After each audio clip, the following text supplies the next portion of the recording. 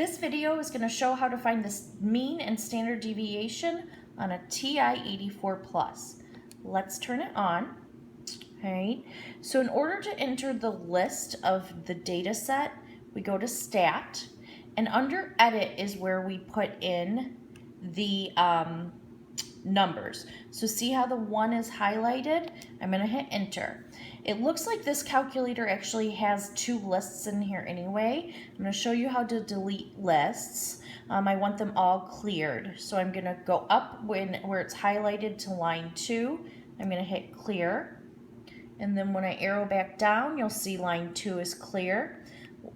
Move over to the left. So you're in line 1. Go up to where line 1 is highlighted, hit Clear, and when you come back down, it's going to be clear. So let me actually show you again how I got here. To get out of anything, I hit the blue second button and quit, which is right above mode. But again, where we enter lines or the data set is under Stat. Edit is highlighted, so I hit Enter. Okay, and now I'm going to put in my numbers. I'm going to just put in some random numbers. Let's do 8, and I hit Enter. 3, Enter. 7, Enter. 12, Enter. 9, Enter. And let's do one more. Let's do 18, Enter. So all my numbers are in, okay, and I sort them in line 1. Now, in order to get the calculator to do the arithmetic and do the figuring out of the mean and standard deviation, or the calculating of the mean and standard deviation, I am going to go back to the Stat button. So I'm going to hit Stat again.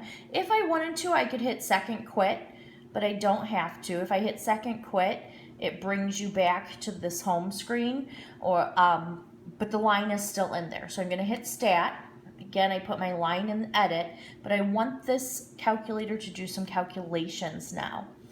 I'm going to be doing one variable statistics. So 1 is highlighted. So I hit Enter. And you'll see one variable statistics. And I need to tell the calculator that I want it to do one variable statistics with what I put in line 1. So if you see above the 1, the blue L1, so in order to tell the calculator I want it to do this one variable statistics in with line 1, I hit the blue second button, and then line 1, when I hit Enter, there we go.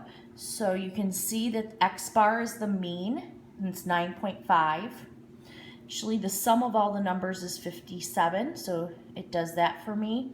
The sum of all the numbers squared is 671. We don't really need to use those. Now, there's 2 different types of standard deviation here.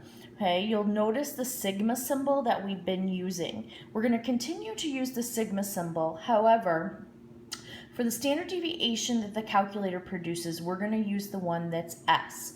So we're getting our standard deviation from the calculator from S because it's the sample size. We just have a sample size of data. We don't have the whole population of data. So that's the difference between S and sigma. So what can be a little confusing though, even though we're going to use S for the sample size data, we're still going to express that this is the standard deviation by using sigma. So we're getting our number from the S, the sample size standard deviation, and then we're using sigma when we write it on our papers. This gives you, if you look at the down arrow, also N is 6. So the N number is always the number of values that are in the data set. So I had entered 6 numbers into the data set. If you see the down arrow, it gives you some more information, but we're not going to really use this. You could have used this in Algebra 1 when you're doing box and whisker plots. We're more interested in just the mean, having the calculator determine the mean for us, and then having the calculator determine the standard deviation of our sample size.